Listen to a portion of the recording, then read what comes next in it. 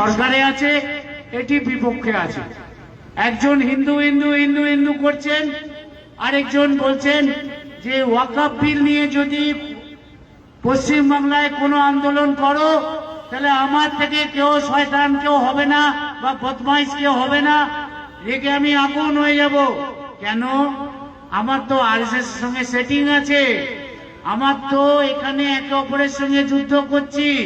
কিন্তু ওয়াকফ বোর্ডে 4000 একর জমি পশ্চিম বাংলায়, তার মধ্যে তো 500 একর তো আমি খেয়েই ফেলেছি প্রমোটিং করে, সেটা তো আমি আর বলতে পারছি না।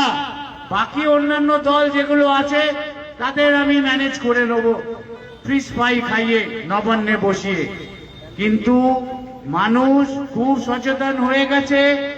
আমি মুসলিম ভাইদের বোনেদের একটাই কথা বলবো, দীর্ঘ 70 বছর ধরে কংগ্রেসকে ভোট দিয়েছেন, কি পেলেন? সিপিএম কে 34 বছর ধরে ভোট দিয়েছেন, কি পেলেন? উল্টে তাদের পার্টি অফিস করার জন্য নিজেদের জায়গা লিখে দিয়েছেন। লাভটা কি হলো? আমাদের মধ্যে থেকে কটা মানুষ, কটা কি উপকৃত হয়েছে? আমাদের খালি খালি ভোটের জন্য ইউজ করা হচ্ছে।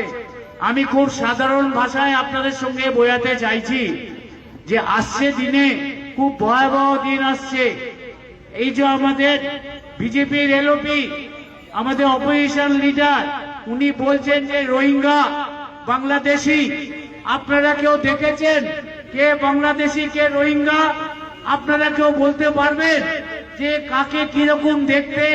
আর আমি এলওপির উদ্দেশ্যে একটাই অনুরোধ করব যে আপনি একটা লিস্ট আপলোড করুন পুরো বাংলায়, তাহলে ভাববো আপনি এলওপির মতন এলওপি। আপনি এমন কোনো কথা বলবেন না। আপনি 2014 আগে সনাতনী ছিলেন, আমাকে কেন মুখ খোলাচ্ছেন? আপনি আনিসুলের বাড়িতে গিয়ে 3 বাটি মাংস খেয়ে এসছেন, সেটা বলুন। আর এখন আপনি হরিনাম কীর্তন করছেন। আমাদের বাংলার সম্প্রীতি নষ্ট করার চেষ্টা করবেন না। আপনার কাছে একান্ত অনুরোধ। আপনি নিজে মুখে বলেছেন আপনার মা পাকিস্তানি, তাহলে আপনি এখানে কেন? শেখ হাসিনা এখানে কেন? আপনি জবাব দিন। আপনি এখানে রোহিঙ্গা খুঁজছেন, 3 জনকেও পাওয়া যায়নি, 4 জনকেও পাওয়া যায়নি। বাংলা থেকে বিভিন্ন মানুষ এখানে পর্যায় শ্রমিক হয়ে কাজে এসেছে, তাদের আপনি কি করছেন? তারা বাড়ি যাচ্ছে ভোট দেওয়ার জন্য, তাদের বলছেন এরা পালিয়ে যাচ্ছে। কোথায় পালিয়ে যাচ্ছে? কেউ পালিয়ে যাচ্ছে না। আপনি কীর্তনিয়া বাবু আর নীতিশের ব্যাপারটা বলুন।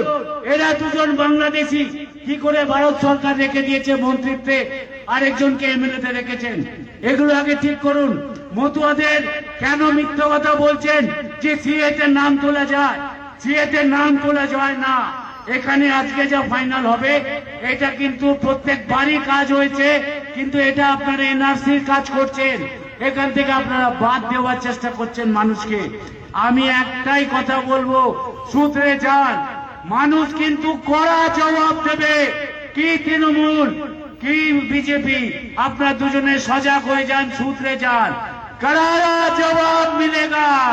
इसके लिए मीम को जो करना है वो करेगा। मीम आ गया, रोकेगा नहीं। आपको हिम्मत है तो रोक के देखिए, 1 इंची जमीन हम लोग नहीं चलेंगे। जय हिंद, जय मीम। আমি দীর্ঘায়িত করলাম না। আমাদের মাননীয় রাজ্যের সভাপতি ইমরান সোলাঙ্কি মহাশয়কে আমি কিছু বক্তব্য রাখার জন্য অনুরোধ করব।